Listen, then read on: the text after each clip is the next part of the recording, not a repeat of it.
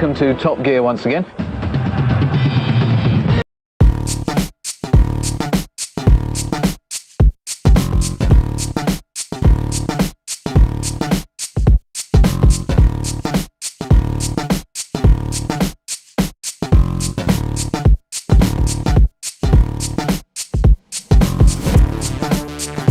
Is 21. Well, actually it's 22 because for the first 12 months Top Gear was a regional programme reserved for the people of Birmingham, and its very first presenter back then was a newsreader making the long haul from Television Centre in London up the M6 to Pebble Mill. I'm a great believer in driving on mirrors.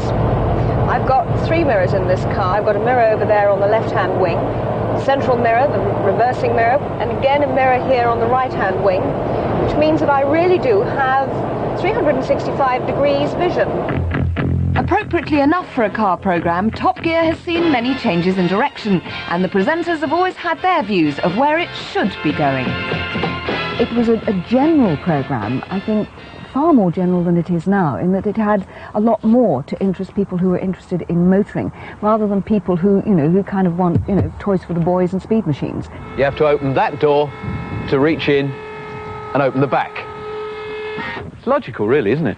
I was a bit of a contrast to Angela Rippon, who I got on with really well, but had a slightly schoolmum approach to her presentation, and maybe I was seen as a bit of a wild card because I had longer hair. I mean, recently one of my daughters saw a clip of something I was doing in the late 70s and rushed in and said, "Mum, come quickly, there's a girl on the telly who looks like Dad." I remember seeing the programme with Noel, and it seemed to have a kind of very loose journalistic feel to it. It was all very much vroom vroom school of motoring journalism. I mean, I can drive this red one faster than you, and about the shape and colour of cars so much. I mean, I found that is not the sort of journalism I'm interested in, so it wasn't one of my favourite programmes, I must admit. My earliest recollections of Top Gear was of this rather technical programme where you had people who would put their arm on their legs up on a wheel like this and be expansive about bits of cars. This little car here really completes the new Lancia family. I used to put my foot up on the bumper of the car. I used to remember what I was talking about, just to break up the formal line, make it more informal. And they'd walk around with maybe a carburettor or a fuel injection pump in their hands, and it was an absolute cure for insomnia. I remember watching, I think it was Sue Baker driving an M635 BMW in the south of France. And everything was perfect. And she kept going on about how the trip computer was too far away. And I'd like to see that moved up nearer to the other instruments. I was thinking, well, yeah, I suppose if you look, it might just be too far away, but it's a 286 horsepower car and it's the south of France, just enjoy it. It's all very easy being wise after the event, but how did they all make their mark when they first stepped in front of the camera? This year, 1981, the pundits expect around 1.4 million cars to be sold. The point is, when you turn up to the car showroom with your hard-earned cash in your fist and you drive off in your shiny new pride and joy, would it have crossed your mind that the car could have spent many months standing round in conditions like this? Well, I was quite angry, and it's always easy to be, relatively good in doing a report if you're angry about something. And I think we physically changed the way the industry regarded their new car stocks. Chris Goffey broke his leg in an accident and he was supposed to drive this Formula First racing car. Top Gear said, well, carry on, do the series, but we won't show your plaster cast. So the item was actually Chris standing on a plastered leg saying, here's the Formula First, and we've got our pet racing driver, Tiff Needell. And I just drove the car and spoke as I drove round, but never took my helmet off for the entire item. Clearways, turn, oversteer in and power on, and that was almost exactly as I'd like to do clearways in this sort of car. That was dreadful. I'm surprised they still kept me on. I'm as nervous as I am excited, which I think can't be too bad. I was racing, which was great, in a Mark II Golf in the 650 Championship down at Brands Hatch. So not only did I race, but I also had to do in-car commentary whilst racing. Come on, Vic, come on, babe, go, go! Yes, he's on the grass. Okay, we've done him. Come on! And I'm sure there are quite a lot of cuts on the floor that didn't make it in. I was really lucky because my very first item was actually a Ferrari, which was quite fantastic. I remember it being incredibly cold. That's an abiding memory of Top Gear. You're always incredibly cold. But the experience of driving a Ferrari, I guess it's rather like your first real kiss, you know, it's something you never really forget. I have to say, it's only afterwards it struck me that if I'd put the thing around a lamppost, it would be the rather quick end to a career, I suppose. Well, the original reason they wanted me on Top Gear was to do kind of consumer-y, investigative stuff. But Watchdog were really doing that better. So they wanted somebody to be naked more often. My first piece I was in a sauna, then I went to do limousines, and I was naked in the back of a jacuzzi. And then the full big frontal, which was the nude classic car show, which was so funny because everybody, even the film crew, had to be naked for that. I've got you under my skin. It was the first time I've been thinner than the rest of the people there, because you know what Americans are like. And I thought that was going to be great for my career, but now I star in porn films, which is what's paid for my car here.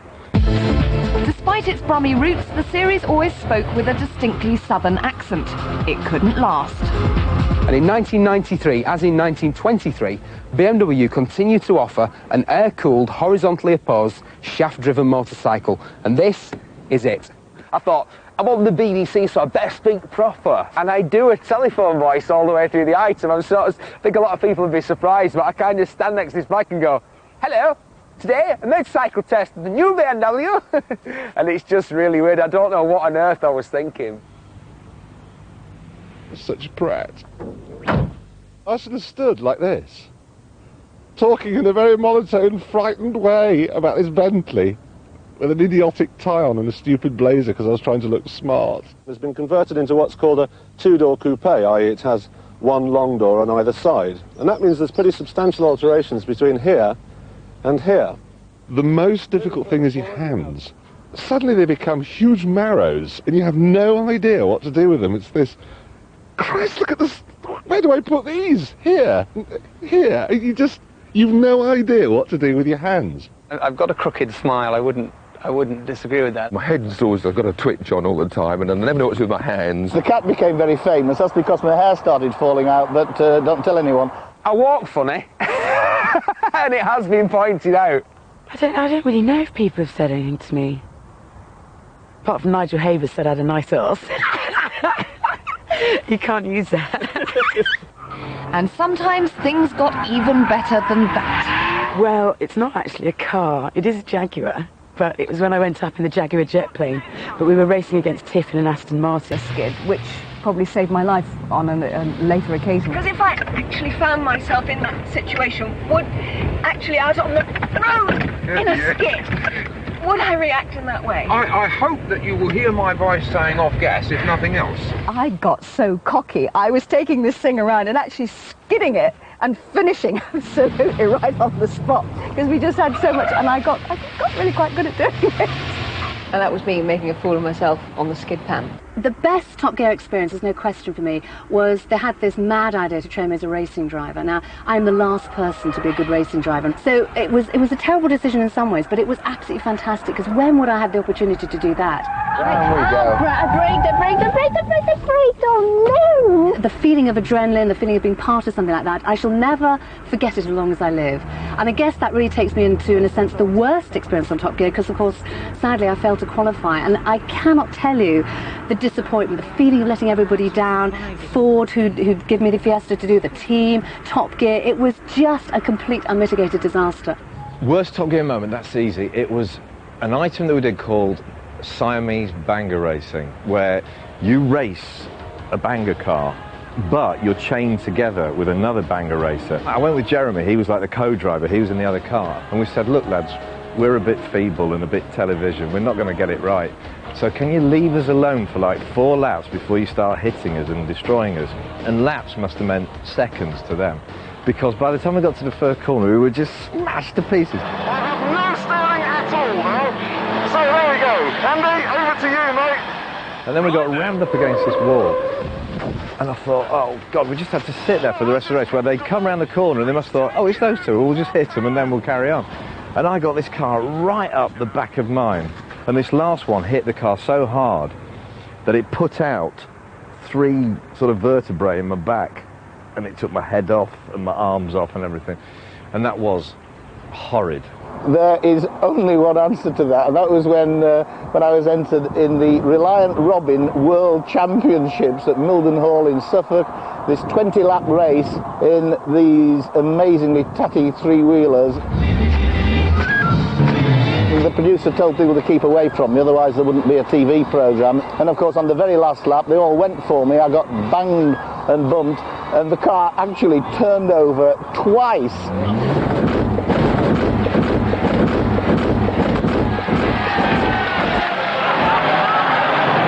Subsequently, I met Prince Andrew, and he said, "I know you." He says, "Reliant Robins, absolutely marvellous." And I think that's what made Top Gear, the fact that it went from a reporter standing next to something that was happening and reporting on it to people actually involved in the thick of the action. And we went to the Goose Fair at Lincoln to do a piece about the Wall of Death.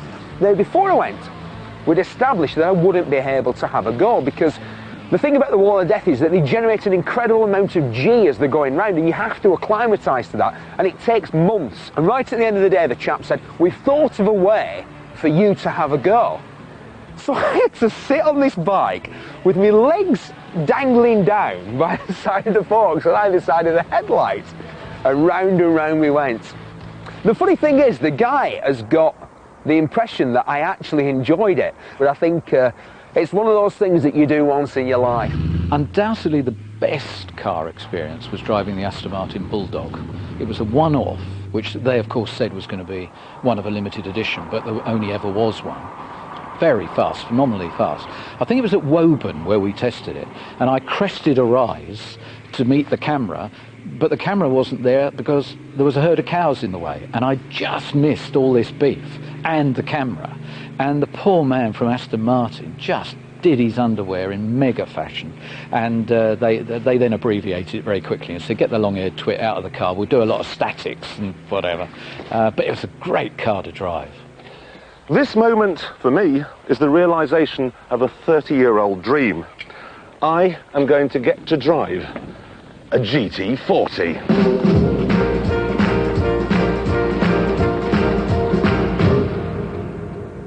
Oh no. Oh please, no. The trouble is that the GT40 is so named because it's 40 inches tall. We need to find someone who's less than that to tell us what it's like. This is quite simply the most beautiful car in the world, which is why I've owned GT40s on and off over the last 15 years. Ah, lovely. Sometimes I drive it like this with no clothes on, and that's really fabulous. One of the items that I really remember and really enjoyed was a special one that we did celebrating Roger Clark and my 25th anniversary of our win on the RAC Rally. I've actually found my old winning overalls here, but regretfully they won't fit. But Roger Clark and I still fit in here perfectly. Come on, Roger, let's go. Sometimes I drive it like this with no clothes on, and that's really fabulous. One of the items that I really remember and really enjoyed was a special one that we did celebrating Roger Clark and my 25th anniversary of our win on the RAC Rally. I've actually found my old winning overalls here, but regretfully they won't fit. But Roger Clark and I still fit in here perfectly. Come on, Roger, let's go.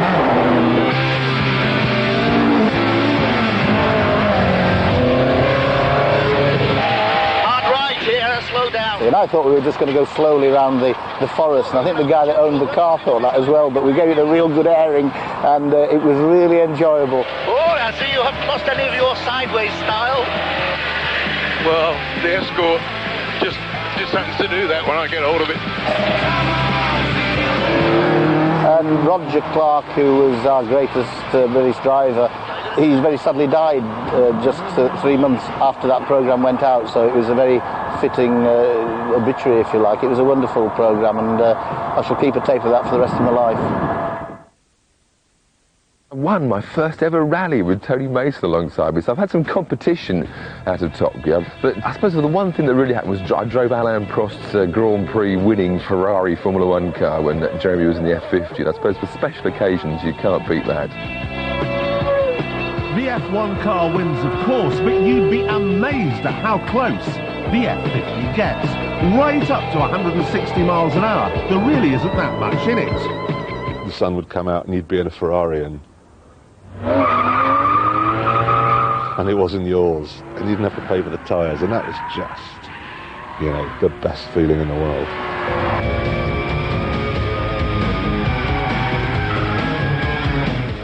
I think unnamed Top Gear presenters have always gone mad about Ferrari and eulogised about how wonderful they are. I fundamentally disagree. I think they fart and bang and they break down.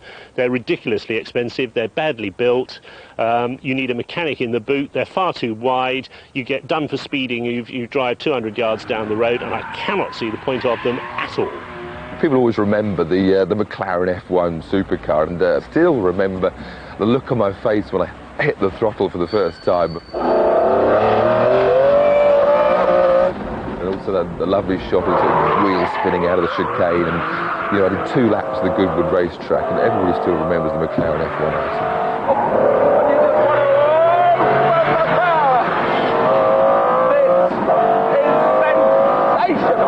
You have the failed racing driver who, desperate to prove that he isn't a failed racing driver at all, would sometimes just put us into a car and then try to kill us.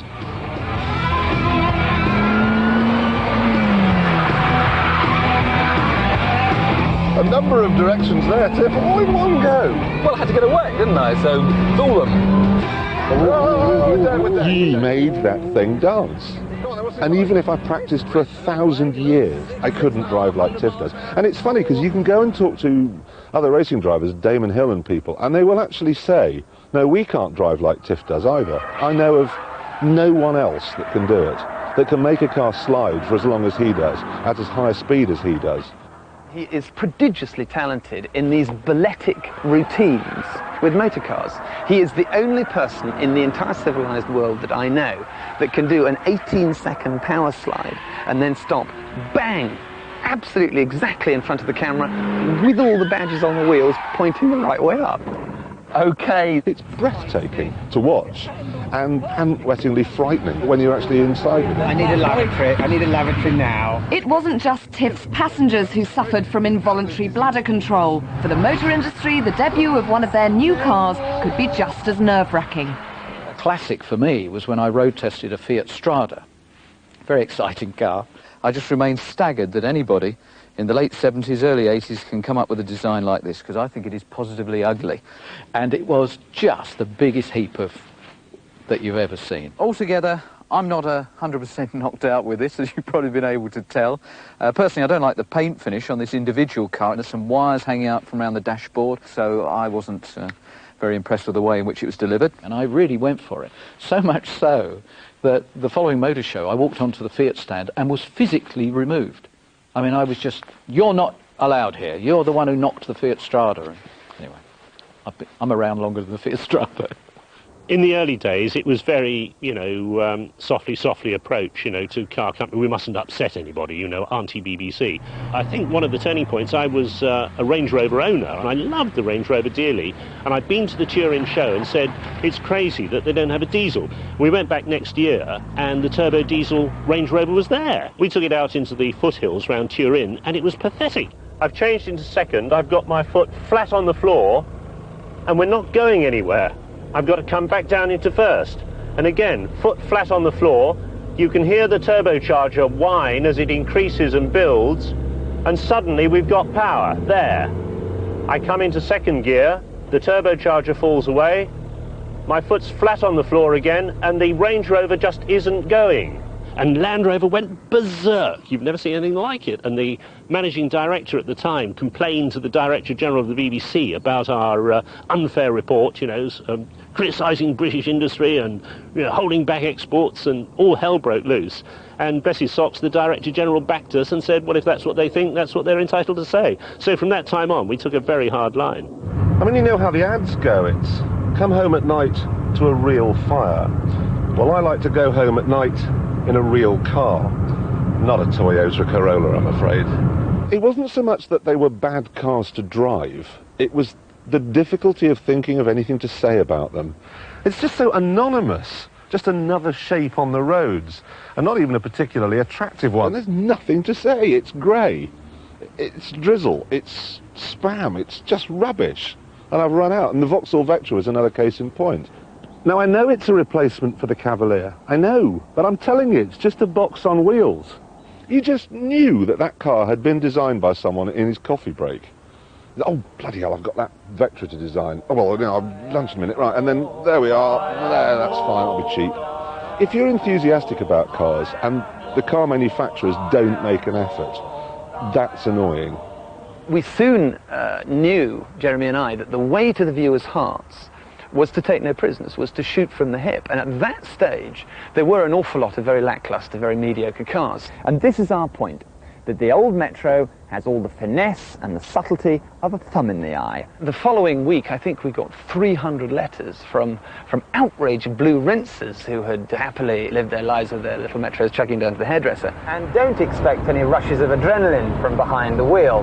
This driving position comes straight out of a double-decker, and for a bloke like me, the dinky little seats would keep an osteopath in work for months.